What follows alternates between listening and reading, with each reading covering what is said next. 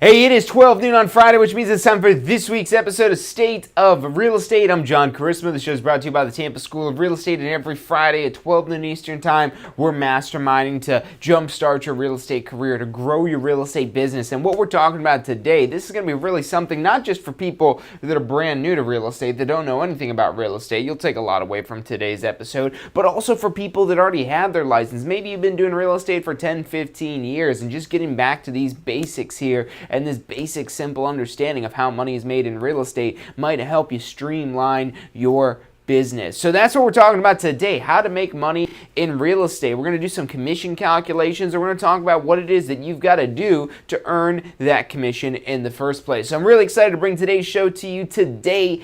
I'm John Charisma. The show is brought to you by the Tampa School of Real Estate. You're watching State of Real Estate.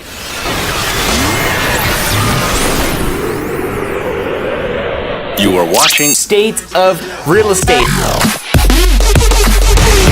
Every Friday at 12 noon Eastern Time. Grow your real estate business. You're watching State of Real Estate.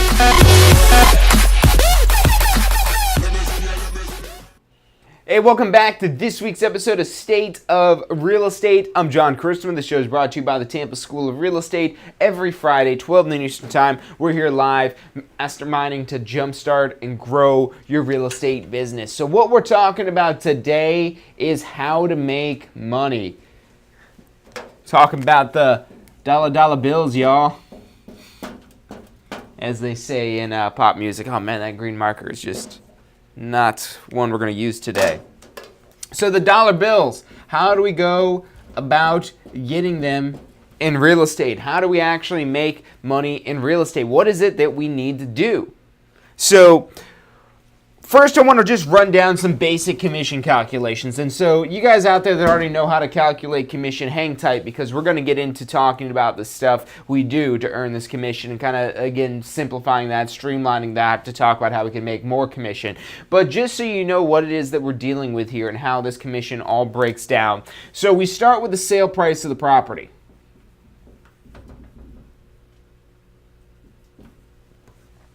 You take the sale price, and let's say, and we're just running an example right here along with this all. Let's say we've got a sale price of a $300,000 home.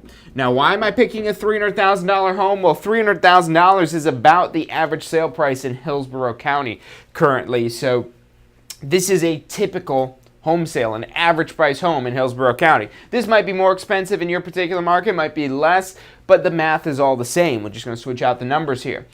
Now, on this sale price, there's a commission rate that gets negotiated between the seller and the seller's broker. So the seller's broker, what we're going to be talking about is the listing brokerage, the listing agent. They go to the seller when the seller wants to advertise their home for sale, and they say, hey, I'll charge you 6% commission, and they agree on that 6% commission or maybe 7% commission. Look, it's really up to you what it is that you want to negotiate with this seller of how much it is that you want to charge. But let's just use the example here of 6%. So 6% as decimal, 0.06. We're just going to take that sale price times 0.06, and that's going to give us $18,000 of total commission. So $18,000 of total commission on the sale price of $300,000 when it's a 6% commission rate. That commission rate might be higher. Maybe you negotiate something higher. Maybe you negotiate something lower. 6% is pretty typical. That is something you see fairly often, but there are higher and lower commission rates that get negotiated all the time. Excuse me. Now this commission here, this gets negotiated between the seller and the seller's brokerage. But what that seller's broker is going to do is put the property in the multiple listing service. It's going to go in the MLS, and the purpose of the MLS, the reason why the MLS was originally created back in the late 1800s, way before there were computers, this is when the origins of the MLS come from. Brokers agreed, they figured it was a lot more efficient to cooperate in selling properties. So the way it used to work is you'd go negotiate that commission rate, and then you would go try to find a buyer. And once you find the buyer, you get paid that entire $18,000. But what brokers found, it's more efficient if we tap into everyone else's buyers. For the brokers that are out there working with buyers, if we make a pre-negotiated deal that we'll split our commission with them, we could sell properties faster and more efficiently. And that was way back in the late 1800s when that started. And that's evolved into what we have today as the MLS. So we put the property in the multiple listing service to advertise it to all the other brokers that have buyers. And now, if we still find the buyer ourselves, we still get that whole $18,000. But if there's another broker that finds the buyer for the property, we split that. It's typically a 50-50 split, but that depends what's specified in the listing contract with the seller. But usually it's a 50-50 split. So we've got $9,000 going to the listing brokerage and $9,000 going to the selling or the buyer's brokerage. So $9,000 to the brokerage that sells it, $9,000 to the brokerage that lists it and sells it, and then together that adds up to $18,000. You list the property and find the buyer for the property, you get the entire $18,000. But now on top of that, there is also one further breakdown if you're the individual agent here, because this is what goes into the entire brokerage. There's still going to be a commission split. So you negotiate this with the broker it is that you join, and let's say that this is 90-10, where you keep 90%, the broker keeps 10%. So that would end up being $900 to the broker and then $8,100 to you as the agent. So not too bad of a deal.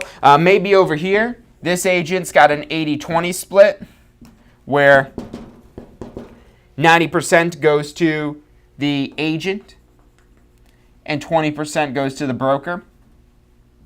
And when you join a broker, you find what commission split works for you. Not just solely based off the money, but what is it that broker is doing for their 20% cut of the commission? What tools, what systems, what technology, what benefit do you get from the broker taking that 20% or that 10%? And rather than thinking about them taking that 10 or that 20%, thinking them helping you put that 80% or that 90%, or even if it's only 70% or 50% or whatever the split is that you have with your broker, think of how they're helping you put that in your pocket. And that's their fee, that's their commission for helping you earn your commission, essentially. So it's really, again, there's no one-size-fits-all for that. It really kind of just depends on what is it that you're getting for that broker's 20%. What are they providing you? What kind of help? What kind of assistance? What kind of tools? But we do this situation here, then that's $1,800 going to the broker. And then what do we have here? $7,200 going to the agent. And again, you can see how the math is here. We're just taking 80% times that $9,000, and then there's our split. So that's kind of our little commission tree here, how this all breaks down and splits up. And even if you're only getting the $7,200, you sell 10 homes in a year, that's $72,000. So, I mean, that probably already sounds like a lot of money, but look, getting a real estate license just to sell one home, it's still going to be worth it. Especially with that $7,200 there. But what the real money is made here in repeating this. Again, that's what I want to really kind of focus on today. We just went through, how the money is made, how do we calculate the money that's made, but now how do we repeat this? How do we develop an efficient system that does this again and again and again? Because would you rather make $7,200 or $72,000? And that's from just selling 10 homes. Let's say you're selling 20 homes. So a little bit more a little bit less than just 2 a month. Just slightly under 2 homes a month that you're closing. That's no longer just $72,000. That's $144,000 if you do that 20 times in a year. But hey, even just 10 times in a year, $72,000, it's a nice chunk of change. Hey, look, even if you're only doing this part-time and you only sell one of these homes, what could you do with an extra $7,200 a year? It's probably more than what most raises end up being. So what could you do with that little extra money? I mean, that might pay for a vacation. That might be a good chunk of change to your kid's college education fund. That might be some money to set aside. It might help you get a new car. A lot of things you could do with $7,200, and that's just selling one. And that's absolutely possible just doing this part-time. But you really start getting into this and really making this a business and devoting the time, energy, and attention that developing a business needs. And you can start closing 10, 20 properties and easily make six figures. And this is only on an average price home. I mean, let's run these numbers one more time here, but let's do it not just on a $300,000 home. Let's do this on $1 million home, just to really see what that potential is out there. And let's say that we're going to have a 7% commission rate. So $1 million property, 7% commission rate. We're no longer talking just about an $18,000 commission here. We're talking about a $70,000 commission. 50-50 split between the listing and selling brokerage, $35,000 a piece. We do our 90-10 split over here. So you got a 90-10 split with your broker. That ends up being now $3,500 to the broker. And what do we got left over here for us? About $32,500. Yeah, that sounds about right. No, $32,500. So now we're talking about $32,000 in one sale. You do that 10 times a year, now we're talking about $320,000. Look, here's the first lesson for you guys that are experienced, that already know how to calculate commission. Get into higher priced sale prices. This is going to take about the same amount of work that $300,000 home might take. Give or take, there might be a little bit more you have to do, maybe a little less you have to do even, because every sale is going to be different. But it's going to take roughly the same amount of time, money, and effort for that $1 million home as it will for that $300,000 home. Now, maybe this is really at the top end of the market, so maybe this will take longer to sell.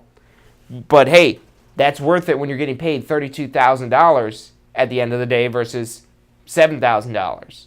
I mean, this is the equivalent. You could do this one time, and this is the equivalent of you having to do 4 sales of $300,000 homes at that 6% commission rate. So the two lessons that we have here, for again, those of you guys that already know how to calculate commission, is get into higher prices. And this sounds super basic, but now you've got to ask those questions. What do I do to get in that higher price bracket? What do I have to do? How do I have to present myself? Maybe you're not getting into $1 million home, but how do we push that envelope to get up to $400,000, to get up to $500,000? Because the higher prices of homes that we get into, the more money it is that we're going to make, the more commission it is that we're going to earn. And then how do we raise our commissions? How do we charge? How do we negotiate a higher commission rate? Well, being worth it. Getting them 10% of value, but only charging them 7% on it. That sounds like a deal. Here it is, Black Friday today. Everyone's out there, trampling over people to go get a deal, staying up all night, shopping all over the place, trying to get deals.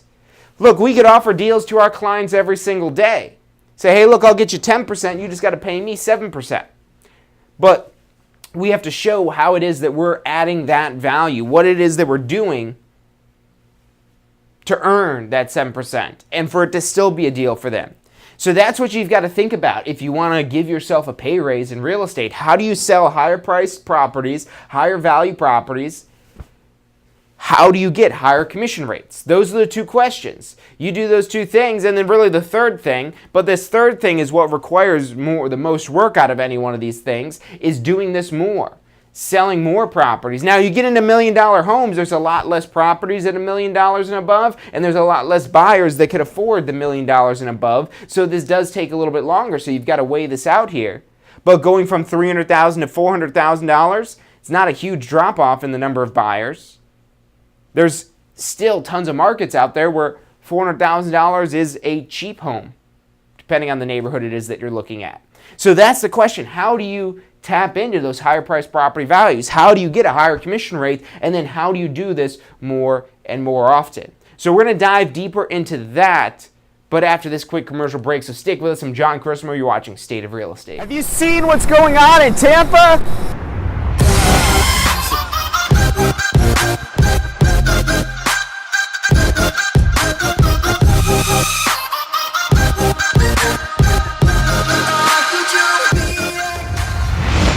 If you're looking to get in on the real estate action that's going on in Tampa right now, we're who you need to talk to. We can help you get your real estate license, start your real estate career. We're here to assist you for the life of your real estate career. Give us a call. Phone number is 813-928-0106, or check us out online at tampaschool.com. Do you want to incorporate studying for your real estate exams into your busy schedule? Now you can review the key topics you need to know to pass your class and state exams with our MP3 audio review. Simply pop in your headphones or connect to your car to reinforce crucial information while you exercise or drive. Listen to the first unit for free at mp3audioreview.com. That's mp3audioreview.com.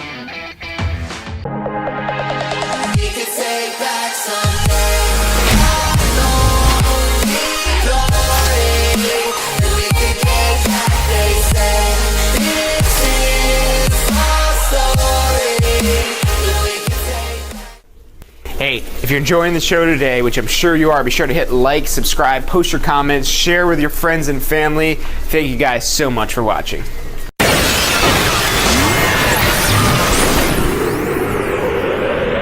You are watching State of Real Estate. Every Friday at 12 noon Eastern Time. Grow your real estate business. You're watching State of Real Estate.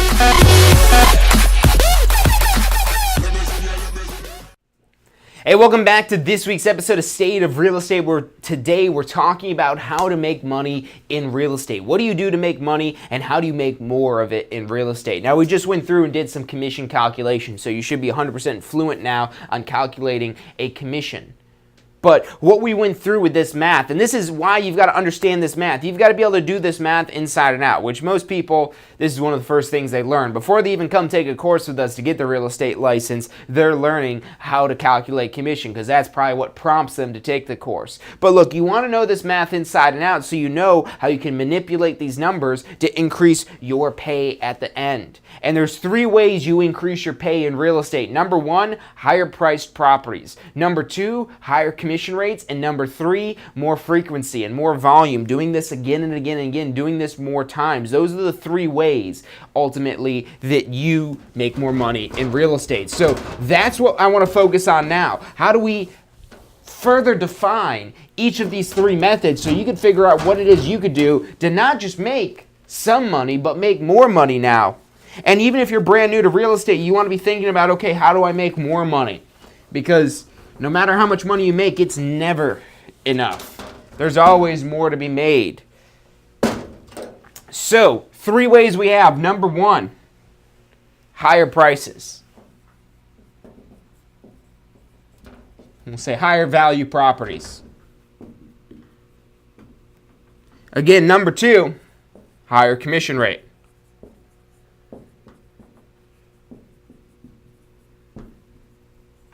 And then number 3, more volume. So more volume or more transactions.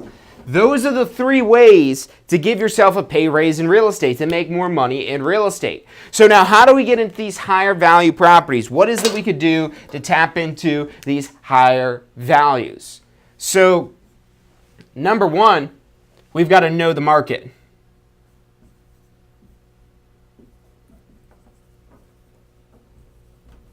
You've got to know the different neighborhoods.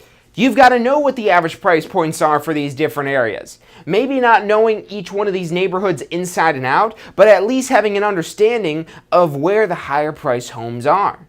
And not just having an understanding, but knowing, really knowing what the average sale prices are across these different neighborhoods. But then on top of that, because you've got to weigh this out when you're trying to pick higher priced homes to go after, you've got to weigh this out and figure, okay, yes, this is a higher price, but how does it look? And this is a statistic you could pull in the MLS called days on market. And there's usually two types, ADOM, actual days on market, and CDOM, cumulative days on market. Really, you could look at either one of them. Just look at the same one again and again until you further understand them. But when you look at the days on market, that tells you how long the property is on the market for, how long before it goes under contract. So if the home values go up way up here, but also the days on market go way up here, yes, you are going to get higher values there, and that will increase your commission rate, but you want to always keep in number 3 as well, more volume. Now, if you get multiple properties listed, maybe that's okay that you're waiting a little bit longer because those days on market also went up as well. But you've got to know the market so you can at least understand where it is that you want to go. Now, this doesn't mean that when you get a referral or somebody comes to you raising their hand saying, hey, I need a real estate professional, can you help me? You still help them out regardless of where it is that they're looking for. And even if you're too busy to help them, you still refer them to somebody that can help them and you earn a referral fee off of that. And that's another thing as well. Today we're really kind of focusing on, when you're practicing real estate, but really the same things can apply when you're just doing referrals, when you're referring business out to somebody with a real estate license. If you have a real estate license and you refer the business to somebody else with a real estate license, you could earn a referral fee, a certain percentage of their commission. What's that commission? What's that percentage? It's just whatever percentage you negotiate. So let's say for that $1 million property we just went through, for that $1 million property that had the $32,000 in commission, a 10%, just a 10%, which is a small referral fee, a 10% referral fee gets you $3,200, just for having that contact and referring it to somebody who can close the sale. And look, that's something I highly recommend with a real estate license if you're not actually out there in the trenches, or even when you are practicing real estate. Never turn away business. Just refer it away. Refer it away for a referral fee to somebody who does want that business. But going back to knowing the market, the reason why we want to know the market is because, again, we're not going to turn away business. We never turn away business. But when we're seeking out business, when we're prospecting, when we're advertising, when we're marketing, when we're trying to cultivate business in a particular area, we want to do that in the right areas. And this should seem obvious, but does it make sense? If we're trying to go after $500,000 homes to be marketing to an area with $50,000 homes? No, absolutely not. But, and that one's obvious, but let's say we're trying to go after $500,000 homes, but we're spending money marketing in an area with $400,000 homes. Is that a $500,000 home? It's not. And having a clear understanding of what these numbers are, knowing that the average sale price in that neighborhood is actually $400,000, not $500,000, that'll tell you that, okay, these aren't higher value properties, so you might need to have one of these other two options. If you still want to get that same dollar amount that you would off of a $500,000 property, off of a $400,000 property, your other two ways to increase your pay are have a higher commission rate and have more volume. Do this more and more and more. So it starts with knowing the market and then focusing on the right area.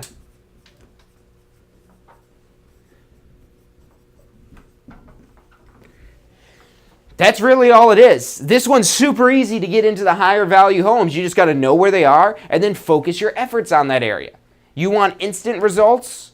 Go out there and knock on doors. Go out and make some phone calls. Send a letter in the mail. That's less instant results. Run some ads on Facebook, but do it in the right area. Do it where those higher value homes are.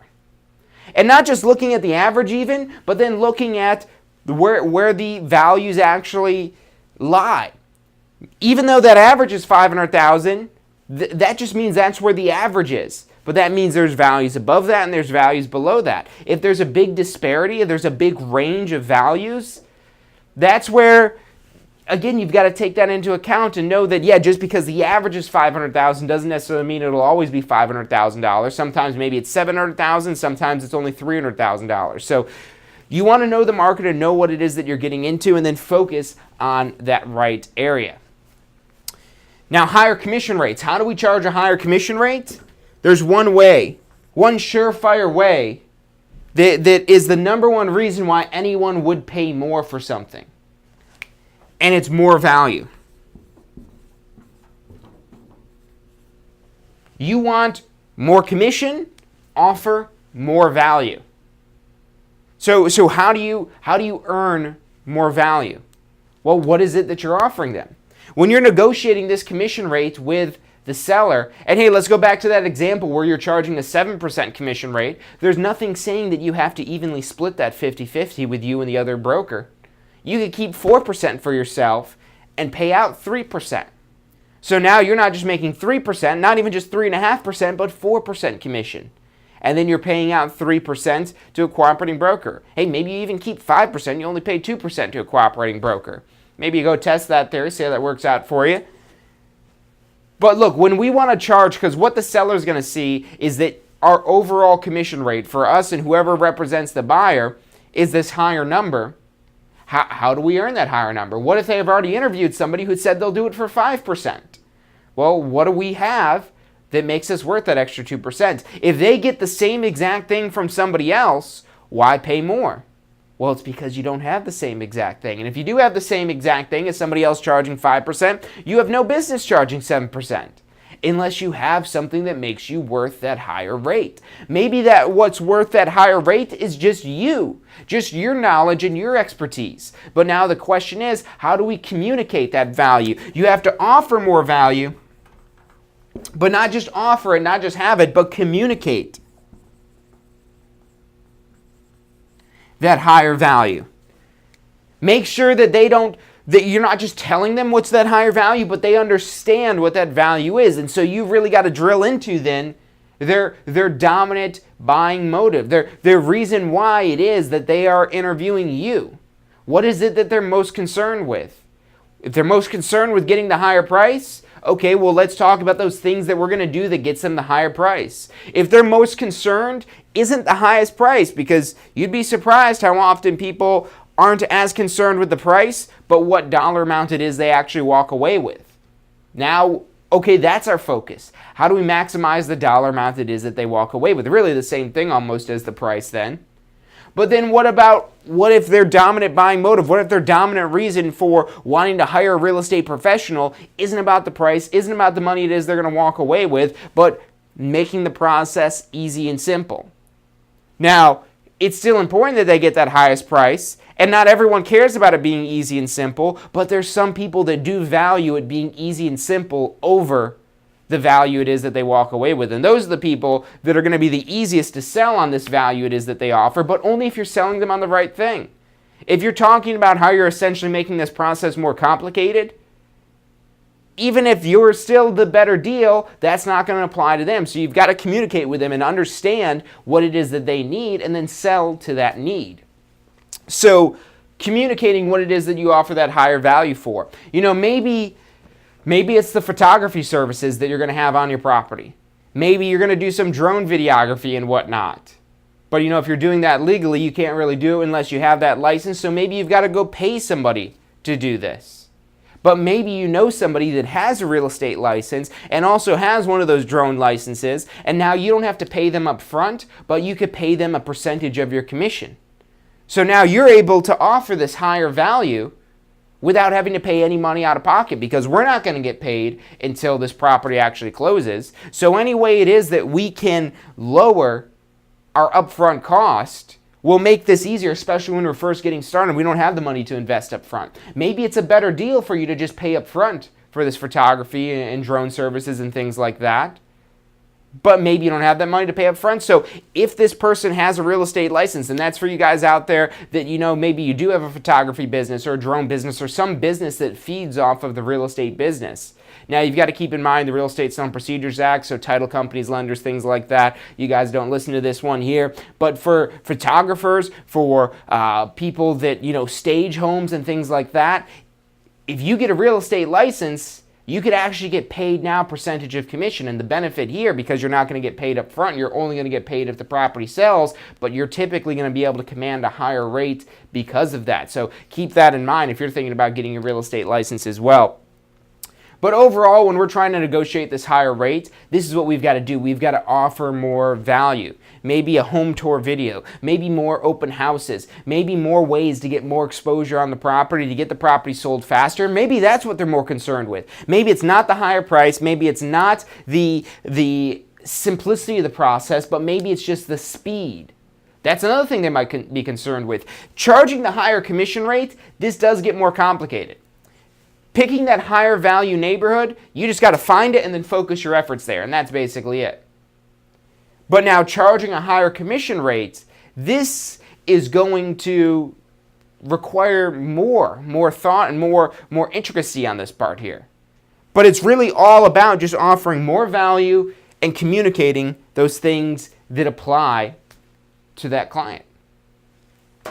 And then we've got our third way to make more money in real estate, to give yourself a pay raise, to increase the dollar amount it is that you're earning, and that's more volume, more transactions, more of this. Doing this again, and repeating this process over and over again. Maybe you don't want to go into the higher value properties. That's fine. Just sell more lower value properties. If you're charging the same commission rate, you'll make the same amount of money selling two $300,000 properties as you would with one $600,000 property. And those $300,000 properties are probably going to sell quicker because more people can afford that lower home value. A lot more people that can afford a $300,000 home compared to a $600,000 home. So if you're going into these lower value properties, understand that you need to have higher volume, that you need to be doing this more efficiently. And maybe because you're speeding up this process, that you've got a bargain package. So maybe you even charge a lower commission rate. If you're dealing with investors, you start getting into these like $100,000 properties, investors will still pay a realtor a commission. They'll usually gladly pay a commission, but maybe not as much commission as you would charge somebody who doesn't know anything about real estate and then wants to buy or sell a home. Those people will pay more than an investor, typically. That's a generalization. There are exceptions to that rule there. But keep that in mind. If you're working with investors, you're targeting investors, not only you're dealing with lower prices, but they're typically going to want a lower commission rate as well because they don't need you as much. They don't need your knowledge as much as just a regular retail buyer or seller, which that's fine. That still leaves us now number 3, more volumes. And when we do this, efficiency is the name of the game. Doing this again and again and again and again and again and again as fast and quickly as possible. This is where it's now more of a numbers game here. So maybe increasing how much it is that we're doing with advertising or prospecting or however it is that we're going about business, and then tightening up that funnel. So we're closing more appointments, we're getting more deals, and we're making this much more systematic. Maybe this is where you're growing yourself into a larger team. The potential in real estate that there is limitless. There's no cap, at least by the law. Maybe your broker caps you on how much commission it is that you earn, but most brokers, there's no cap on how much money it is that you can make. You can make $1 million in a year. You can make $2 million. You can make $10 million. It's just all a matter of these 3 numbers. What the price of the property is, what the commission rate is, and how many times you do that. These 3 combined together can equal out to any number. And the only thing standing in the way between what computation you come up with and it actually happening is you. You're that bridge. You're the bridge that takes it from the numbers on the paper into reality. How you take that from, okay, this is, if I sell $1 million home and I earn a 7% commission rate and I do that 10 times, I make this much money. Okay, that's what you've got to do. Now go do it. You're now that bridge that turns those numbers into reality. And yeah, there's a lot of complexities getting into that and actually doing it and carrying out all those details. But you got to get back to basics. And remember, all you're trying to do is just sell this many homes at this commission rate, at this value, and you do that many times, and you've got that dollar amount it is. So that's as simple as it could be. So that's about all the time we've got for today. Thank you guys for tuning in. If you've got questions, make sure you drop those into the comments after the show. We'll be sure to go back and double check those and make sure all of your questions are answered. If you'd like to talk to somebody, just give us a call. The phone number is 813-333-2676. Again, that's 813-333-2676. We've got advisors standing by to answer any questions you have and assist you in any way it is that they can. You can also check us out online at tampaschool.com. But that's about all the time we've got for today, so thank you guys for tuning in, and I'll see you next week. Have you seen what's going on in Tampa?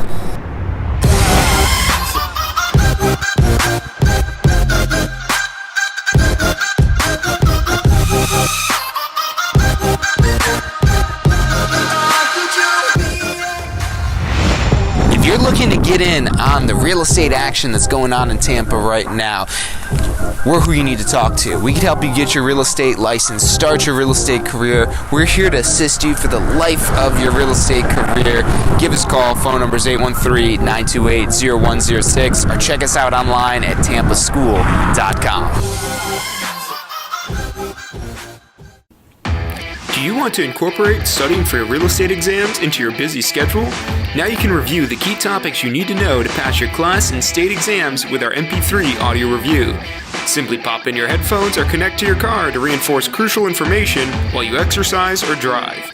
Listen to the first unit for free at mp3audioreview.com. That's mp3audioreview.com.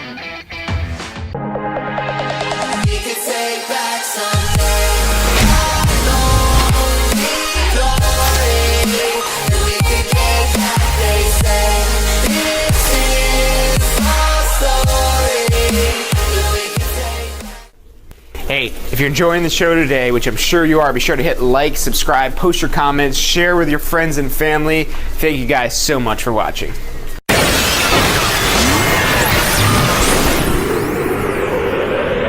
You are watching State of Real Estate. Every Friday at 12 noon Eastern Time. Grow your real estate business. You're watching State of Real Estate.